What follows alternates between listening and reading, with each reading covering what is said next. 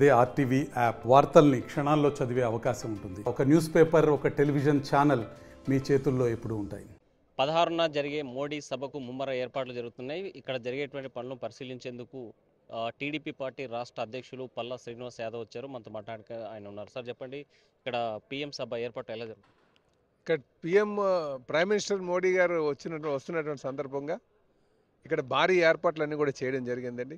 ఉమ్మడి పార్టీ నాయకత్వం, ముఖ్యంగా తెలుగుదేశం, జనసేన, బీజేపీ నాయకత్వం, అలాగే అధికార యంత్రాంగం అంతా కలిసి ఈ సభను విజయవంతం చేయాలని ఆర్నెస్లో కృషి చేస్తున్నామండి.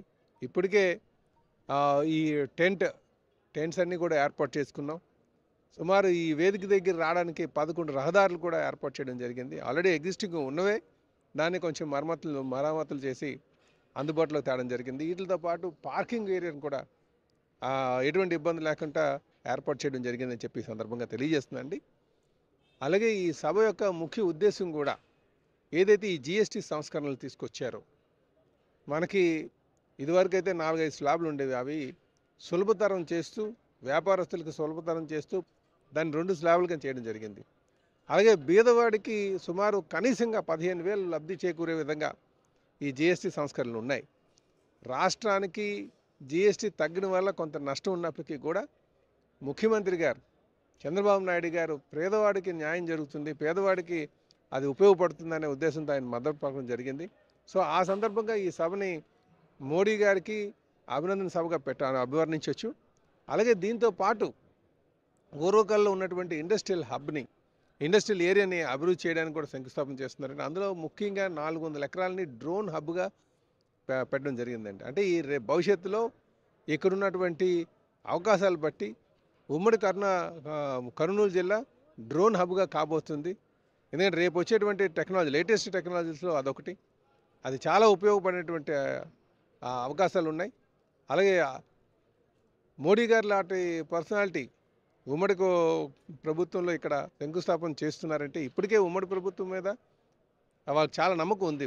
దేశవ్యాప్తంగా, ప్రపంచవ్యాప్తంగా కూడా ఇక్కడ పెట్టుబడులు పెట్టడానికి వస్తున్నారు. ఇప్పుడు మోడీ గారు ఇక్కడ శంకుస్థాపన చేస్తున్నారంటే ఇక్కడ ఇండస్ట్రియల్ ఏరియా ఉంది అని అనేక పెట్టుబడులు రావడానికి ఆస్కారం ఉందని కూడా ఈ సందర్భంగా తెలియజేస్తున్నారు. మనం చూస్తున్నాం, జిఎస్టీ పెట్టింది, దాన్ని తీసుకొచ్చింది ఎన్డీఏ ప్రభుత్వమే. మళ్ళీ తగ్గించి ఈరోజు సంబరాలు చేసుకోవడాన్ని వామపక్షాలు, ప్రతిపక్షాలు తీవ్రంగా వ్యతిరేకిస్తున్నాయి. 16వ తేదీ జరిగేటువంటి సభను కూడా అడ్డుకుంటామనేసి ఇప్పటికే ప్రకటించి ఉన్నాయి. దీన్ని ఎట్లా చూడాలి? వామపక్షాలు ఎప్పుడు కూడా విఘాతం కలిగించడానికి కానీ అభివృద్ధి చేయడానికి పనిచేయరండి. అది వాళ్ళు నైజం అలా ఉంది. మేము స్టీల్ ప్లాంట్ని పరిరక్షించి సుమారు 14,000 కోట్లు తీసుకొస్తే ఆ డబ్బులు తేకముందు 4,000 కోట్లు తెస్తే సరిపోద్ది అన్నారు. 14,000 కోట్లు తెస్తే మళ్ళీ ఇంకా ప్రైవేటైజేషన్ అని చెప్పి గోల్ పెడుతున్నారు. అందుకే వాళ్ళకి క్రెడిబిలిటీ ఉండదు. మీరు చూడండి, ప్రజల్లో ఒక్క సీటుని గెలగలుగుతున్నారా? వాళ్ళకి ఎందుకంటే వాళ్ళు ఒకవైపు ఎంప్లాయ్మెంట్ కావాలంటారు, ఇంకోవైపు ఇండస్ట్రీ వస్తే అడ్డుపడుతుంటారు. సో కనుక వీళ్ళకి ఒక అర్థం లేనటువంటి ఆలోచన చేస్తున్నటువంటి ఇది మానుకోవాలి. ఈరోజు అవసరాన్ని బట్టి ప్రజలకు ఏంటి అవసరం, ఉపాధి అవకాశాల కోసం చాలామంది ఎదురు చూస్తున్నారు. దాన్ని మనం స్వాగతించాల్సినటువంటి అవసరం ఉంది. మీరు అన్నది ఏంటంటే జిఎస్టీ పెట్టింది మీరే, తగ్గించింది మీరే అంటున్నారు. జిఎస్టీని ఎందుకు పెట్టారు? ఇది ప్రపంచంలో ఉన్నటువంటి అన్ని దేశాలు, మ్యాక్సిమం కంట్రీస్ ఆ జిఎస్టీ విధానాన్ని ఫాలో అవుతున్నారు. సో మన దేశంలో పెట్టుబడులు పెట్టాలన్నా సరే ఆ జిఎస్టీ ఈ విధంగా ఉంటే, ప్రపంచ దేశాలు ఏవైతే ఫాలో అవుతున్నాయో ఆ విధంగా ఉంటేనే మేము పెట్టుబడులు పెట్టడానికి వస్తామని చెప్తున్నారు. సో దాని మాదిరిగానే పెట్టారు. ఈరోజు పేదవాడికి కొంత నష్టం జరుగుతుంది, పేదవాడికి న్యాయం చేయాలి వాళ్ళకి అని ఆలోచన చేసి, ఈరోజు రాష్ట్రానికి నష్టమే. జిఎస్టీ తగ్గితే ఎవరికి ఆదాయం పోతుంది? రాష్ట్రానికే పోతుంది. అయినప్పటికీ కూడా పేదవాడికి 15,000 దాకా కూడా లబ్ధి చేకూరుతుంది. ఆయన సులభతరం చేసి సంస్కరణలు చేసినటువంటిది మనం ఆహ్వానించాల్సినటువంటి అవసరం ఉంది, స్వాగతించాల్సినటువంటి అవసరం ఉంది.